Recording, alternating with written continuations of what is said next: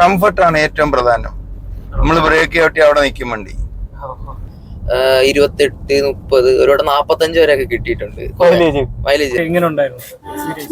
സ്ഥിരം ഓടിക്കുന്നില്ല. ഞാനാണ് കൂടുതലും ഈ വണ്ടി എടുത്തിട്ട് ഡ്രൈവ് ചെയ്തിരിക്കുന്നത്. കിട്ടുന്ന ഒരു പ്രിവിലേജ്, അതിലാണ് നമുക്കൊരു.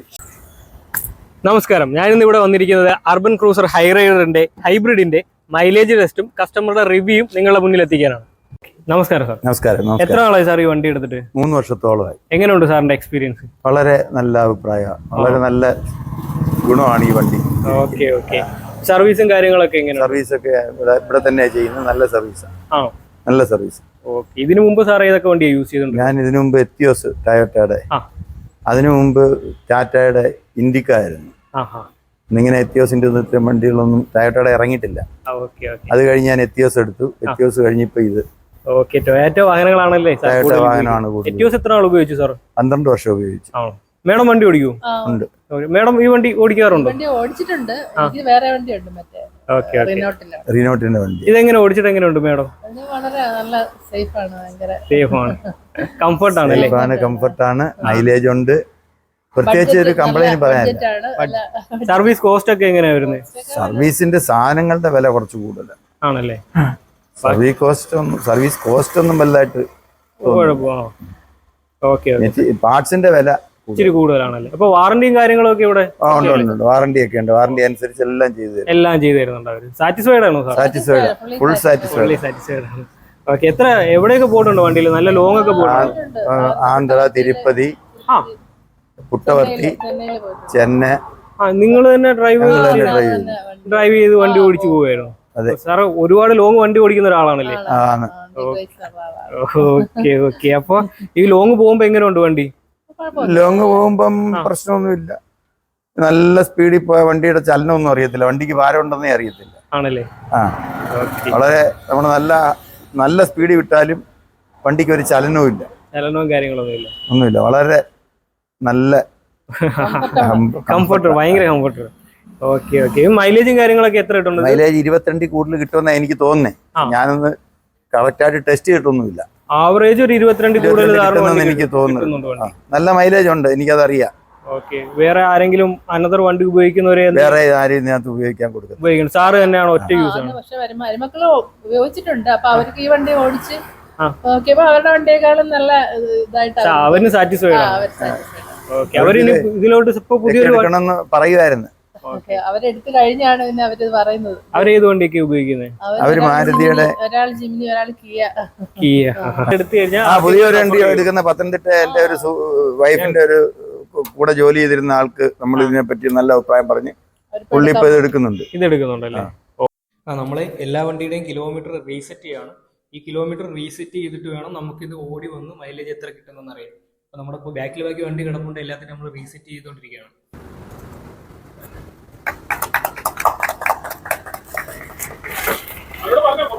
ഇങ്ങനെ രീതിയിലാണോ വണ്ടി ഓടിക്കുന്നത്? കൂടുതലും സ്പോർട്ടി ആയിട്ടാണോ അതോ സാധാരണ വണ്ടിയുടെ ക്രേസ് ഉള്ള ആൾക്കാർ എല്ലാ രീതിയിലും ഓടിക്കും? ഇപ്പൊ ചിലവർ കൂടുതൽ നല്ല സ്പോർട്ടി ആയിട്ട് ഓടിക്കുന്നതായിരിക്കും. അല്ല, നമ്മൾ വളരെ സൂക്ഷിച്ച് പതുക്കെ ഒരു മിനിമം കിലോ മൈലേജ് ഒക്കെ കിട്ടത്തക്ക വിധത്തിലങ്ങ് ഓടുക. മിനിമം മൈലേജ് കിട്ടണം. ഓക്കെ. അല്ലാതെ ഒരുപാട് റാഷായിട്ടൊന്നും ഓടിക്കത്തില്ല. ഇപ്പൊ മൈലേജ് ഇപ്പൊ എത്ര കാണിക്കുന്നുണ്ട് അതിൽ? മൈലേജ് 59. നമുക്ക് കയറി വരുന്നുണ്ട്. നമ്മളിപ്പോ 0 ആക്കിയിട്ട് ഇപ്പൊ നോക്കിയതാണ്. ഇപ്പൊ അത്യാവശ്യം മൈലേജ് ഉണ്ട്. ആവറേജ് മൈലേജ് കാരണം ഇപ്പൊ എത്ര കിട്ടുന്നുണ്ടായിരുന്നു? എനിക്ക് 22 ഒക്കെ കിട്ടുമായിരുന്നു. 22 ഒക്കെ കിട്ടും അല്ലെ എന്നായിരുന്നു എന്റെ ധാരണ. പക്ഷെ ഞാൻ മൈലേജ് ടെസ്റ്റ് ഒന്നും നടത്തിയിട്ടില്ല. ആദ്യത്തെ ടെസ്റ്റ് ആണല്ലേ ഇത് മൈലേജ്? അതെ, ആദ്യത്തെ ടെസ്റ്റാ. ഓക്കെ. നമുക്കിത് ഓടി വരുമ്പോ ഏകദേശം ഒരു ഐഡിയ കിട്ടും. അതെ, എത്ര മൈലേജ് കിട്ടുമെന്നുള്ളത്. ബാക്കി ഓവറോൾ കാര്യങ്ങളും ഫീച്ചറും കാര്യങ്ങളും എല്ലാം സാർ സാറ്റിസ്ഫൈഡ് ആണോ? അതെ, സാറ്റിസ്ഫൈഡ് ആണ്. വേറെ ഏതെങ്കിലും SUV സാർ ഉപയോഗിച്ചിട്ടുണ്ടോ? മിക്കവാറും ഒരുപാട് വണ്ടികൾ ഓടിച്ചിട്ടുണ്ട്. ഏതൊക്കെയായിരുന്നു സാർ യൂസ് ചെയ്ത്? മക്കളെ വണ്ടികൾ ഓടിച്ചിട്ടുണ്ട്.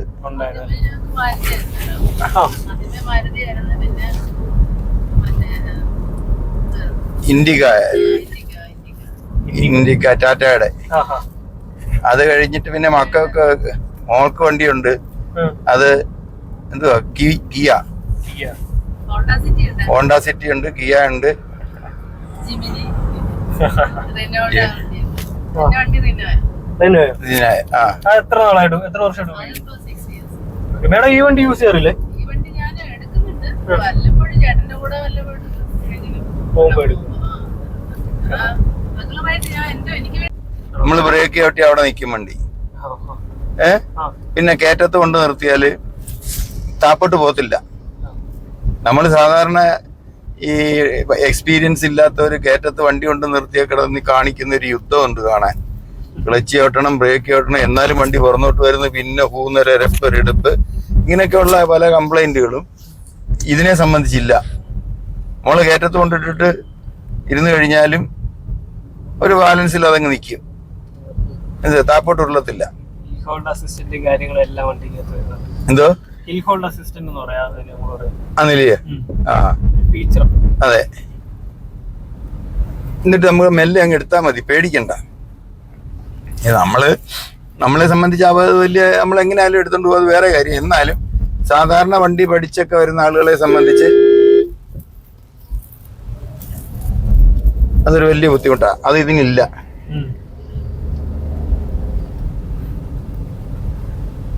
പിന്നെ നമ്മുടെ കൈക്കിണങ്ങി കഴിയുമ്പോൾ നമ്മുടെ ഇഷ്ടത്തിന് ഓടുന്ന വണ്ടിയായിരുന്നു.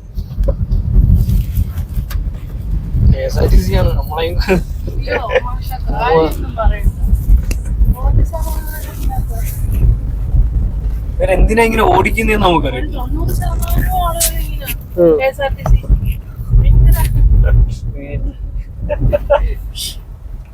എല്ലാവർക്കും അറിയാവുന്ന കാര്യമില്ല.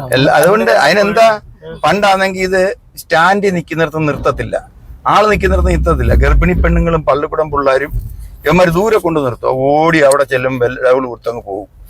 എന്നിട്ട് പിറ്റേന്ന് നമ്മൾ അവിടെ ചെന്ന് നിൽക്കും. അവിടെ ചെന്ന് നിൽക്കുമ്പോൾ കാണാൻ ഇവന്മാർ ഇവിടെ നിർത്തും. ചുരുക്കി പറഞ്ഞ നിർത്തി ജനങ്ങളെ ഇങ്ങനെ ഓടിച്ചിട്ട് വഹിച്ച് നശിപ്പിച്ച് ഇവനൊന്നും പെൻഷനില്ല. ഇപ്പം പിന്നെ പെൻഷനും ഇല്ല, ശമ്പളവും ഇല്ലാതായി. ആ പ്രസ്ഥാനമേ നശിച്ച്. യാത്രക്കാര് ദൈവങ്ങളാ. ഏതൊരു ബിസിനസ്സുകാരനെ സംബന്ധിച്ചും കസ്റ്റമർ അവന്റെ ദൈവമാണ്.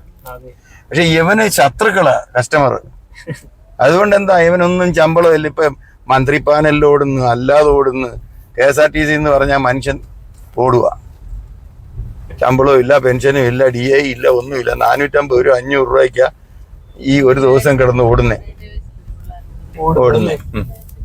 ആ പിള്ളേർ നിരപരാധികളും. അല്ല, ഇത് വെച്ചിട്ട് നല്ല റോഡിലെ കണക്കാക്കുന്നെങ്കിൽ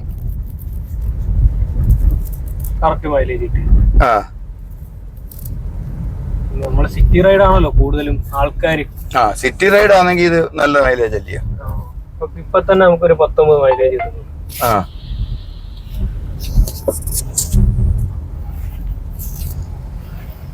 കുറച്ച് നമ്മൾ നല്ല റൂട്ടിൽ പോവാമെങ്കിൽ 20-22 എളുപ്പം കയറി വരും.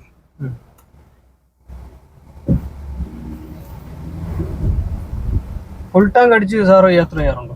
ഫുൾ ടാങ്ക് അടിച്ചാ ദൂരയാത്രയൊക്കെ ചെയ്യുന്നത്. ഫുൾ ടാങ്ക് അടിക്കല്ലേ? അതെ. ഏത് പമ്പ് തരും കൂടുതൽ അടിക്കുന്നത്? അത് നമ്മുടെ അവിടെ ഒരു പമ്പുണ്ട് ഇപ്പം, ഹിന്ദുസ്ഥാൻ പെട്രോളിയം.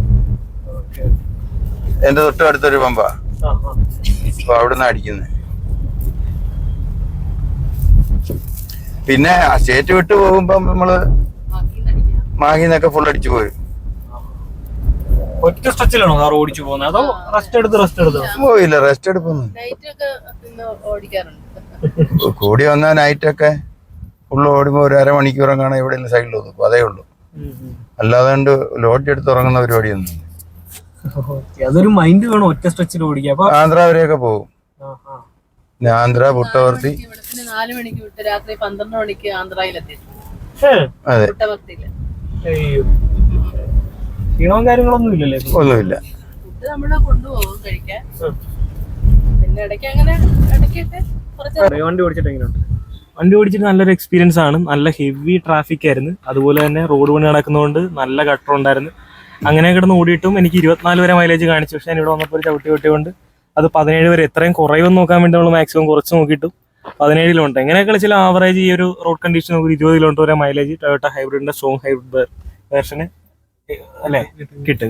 ദേ നമ്മുടെ കൂടെ ഉണ്ടായിരുന്ന ആൾക്കാർ എങ്ങനെയുണ്ട് മൈലേജും കാര്യങ്ങളൊക്കെ? മല 24 കിട്ടും. ഇപ്പൊ 28.1 28 കാണിച്ചല്ലേ? 28 മേടിക്കും. 29 വരെ. എത്ര ആളെ സാർ വണ്ടി എടുത്തിട്ട്? ഒരു വർഷം, 1.5 വർഷമായി. 1.25 വർഷമായി. എടുത്തപ്പോ തൊട്ട് ഇത്രയും മൈലേജ് കിട്ടുന്നുണ്ട്. എന്നാലും ആവറേജ് എത്ര മൈലേജ്? ആവറേജ് 24. 24. ഇപ്പൊ നല്ല ട്രാഫിക്കും കാര്യങ്ങളൊക്കെ എന്നിട്ടോ 24 കിട്ടിയില്ല.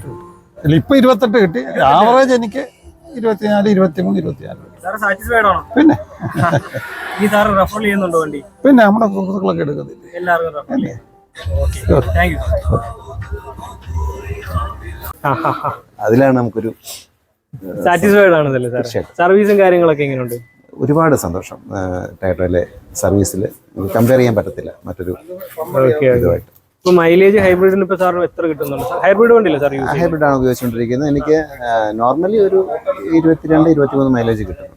23 ആവറേജ് ആവറേജ് കിട്ടും. സിറ്റിയിലാണോ അതോ സിറ്റി ഡ്രൈവിങ്ങിന് കിട്ടുന്നുണ്ട്. ലോങ് പോകുന്ന സമയത്തൊക്കെ? ലോങ് പോകുമ്പോൾ 29 കാണിക്കും. 29 കാണിക്കുന്നുണ്ട്. പക്ഷെ അത് എനിക്ക് എത്രമാത്രം വിശ്വസിക്കാമെന്ന് എനിക്ക് അറിയില്ല. ഡിസ്പ്ലേയിൽ 29 കാണിക്കും. 29 കാണിക്കുന്നുണ്ട്. സാർ എവിടെയൊക്കെ പോയിട്ടുണ്ട് വണ്ടിക്കകത്ത്? ഞാൻ ഏറ്റവും ലോങ് പോയത് വാൽപ്പാറയാണ് പോയത്. വാൽപ്പാറ. ഓക്കെ. എന്തായാലും സാറ് സാറ്റിസ്ഫൈഡ് അല്ലേ മൈലേജിന്റെ കാര്യം? തീർച്ചയായിട്ടും. Okay, thank you sir. അടുത്ത കസ്റ്റമർ വന്നിരിക്കുകയാണ്. നമുക്ക് അടുത്ത മൈലേജ് ടെസ്റ്റിന് വേണ്ടി പോവാം. പുതിയ മൈലേജ് ടെസ്റ്റ്.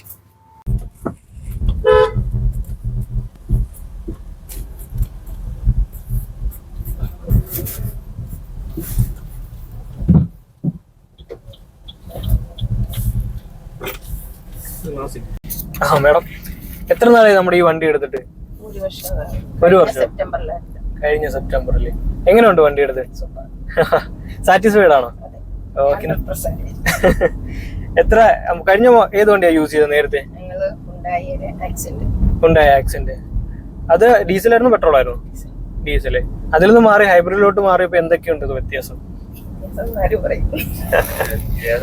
മൈലേജിന്റെ ഒരു കാര്യത്തിൽ നല്ല വ്യത്യാസമുണ്ട്.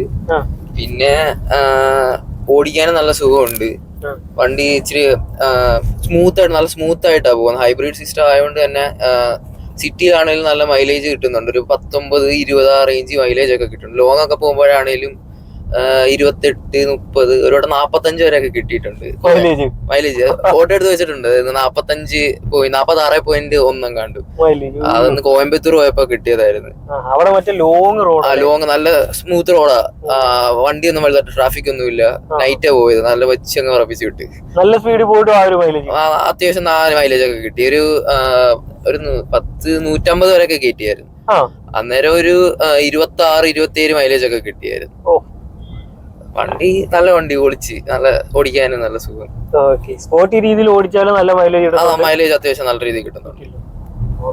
സാറ്റിസ്ഫൈഡ് ആണോ? അത്യാവശ്യം യങ്ങസ്റ്റ് ആൾക്കാർക്ക് ആണ്. എനിക്ക് ഇഷ്ടപ്പെട്ടു വണ്ടി. ഞാൻ ഓടിച്ചു നോക്കിയപ്പോഴാണെങ്കിലും നല്ല വണ്ടിയാണ്. നല്ല സുഖമുണ്ട് ഓടിക്കാൻ. ഒരു ഫീലുണ്ട്. ഓടിക്കുമ്പോ ഒരു ഫീലുണ്ട്. നല്ലൊരു പറയാൻ പറ്റുന്ന.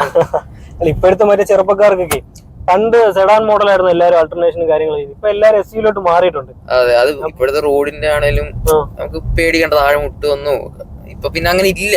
കട്ടറൊക്കെ ഇപ്പൊ പിന്നെ റോഡ് വണ്ടി നടക്കുന്നതുകൊണ്ട് ഭയങ്കര കട്ടറൊക്കെയാ. എന്നാലും നല്ല വണ്ടിയാ. ഓക്കെ. പിന്നെ മേഡത്തിന്റെ റിവ്യൂ നോക്കാം. കാരണം ലേഡീസ് ആണല്ലോ കൂടുതലും വണ്ടിയെ കുറിച്ച് പേടിയുള്ളത്. അപ്പൊ ഈ വണ്ടി എടുത്തിട്ട് എങ്ങനെ പേടിയും കാര്യങ്ങളൊക്കെ ഉണ്ടായിരുന്നു? ഇല്ലല്ലേ? ഞാനാണ് കൂടുതലും ഈ വണ്ടി എടുത്തിട്ട് ഡ്രൈവ് ചെയ്തിരിക്കുന്നത്. ആണല്ലേ? ഹസ്ബൻഡ് അത്രയും ഡ്രൈവ് ചെയ്തിട്ടില്ല. മേഡം അവിടെ വർക്ക് ചെയ്യുമായിരുന്നു? ഹൗസ് വൈഫ് ആണല്ലേ? ഓക്കെ. മൈലേജും കാര്യങ്ങളെല്ലാം മേഡം ഓടിക്കുമ്പോഴും കറക്റ്റ് രീതിയിൽ തന്നെ കിട്ടുന്നില്ലേ? ഓക്കെ. എന്തായാലും സാറ്റിസ്ഫൈഡ് ആണല്ലേ മേഡം? സർവീസും കാര്യങ്ങളൊക്കെ എങ്ങനെയുണ്ട് നമ്മുടെ? സൂപ്പറാണ്. എന്തെങ്കിലും ലാഗോ കാര്യങ്ങളോ ഒന്നുമില്ല? ഓക്കെ, ശരി മേഡം. അപ്പൊ എന്തായാലും മേഡം വണ്ടി ഓടിക്കും. നമുക്ക് മൈലേജും കൂടെ ടെസ്റ്റ് നോക്കാം. അവിടെ ചെല്ലുമ്പോ എത്ര കിട്ടുമെന്നെങ്കിലും നോക്കാം.